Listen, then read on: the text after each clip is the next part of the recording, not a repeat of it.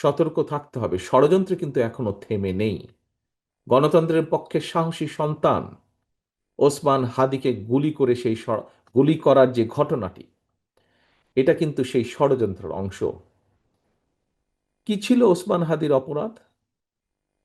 একজন রাজনৈতিক কর্মী হিসাবে আমার মনে যে প্রশ্নগুলি দেখা দিয়েছে, এই কয়েকটি প্রশ্নের জবাবের মধ্যেই আমার মনে হয় গণতান্ত্রিক আমি জনগণের সামনেও এই যে ঘাতক, এই ঘাতকদের চরিত্র স্পষ্ট হয়ে উঠবে।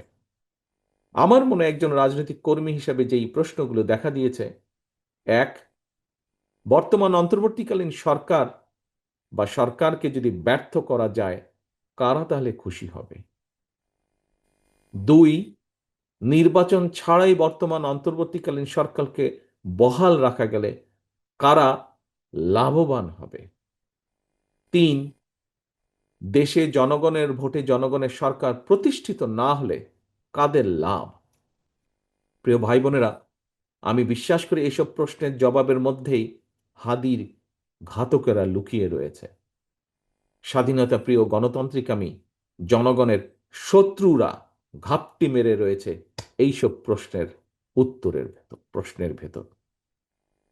প্রিয় ভাই বোনেরা, সম্মানিত উপস্থিতিবৃন্দ, প্রিয় নেতৃবৃন্দ, আমি বিজয় দিবসের এই গৌরবজনক সময় দৃঢ়ভাবে বলতে চাই, যারা স্বাধীনতা প্রিয় গণতান্ত্রিকামী জনগণকে ভয় দেখাতে চায়, তার অবশ্যই ব্যর্থ হবে ইনশাল্লাহ।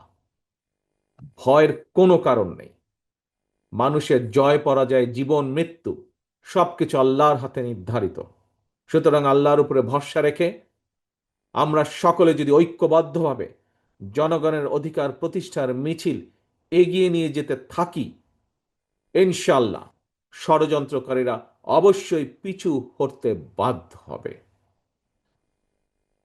1971 সালে প্রমাণিত হয়েছে, 2024 সালে প্রমাণিত হয়েছে, 1975 সালের 7ই নভেম্বর 90-এ স্বৈরাচার বিরোধী আন্দোলন, প্রতিটি আন্দোলন সংগ্রামে প্রমাণিত হয়েছে, জনগণ ঐক্যবদ্ধ থাকলে জনতার বিজয় কেউ ঠেকিয়ে রাখতে পারে না।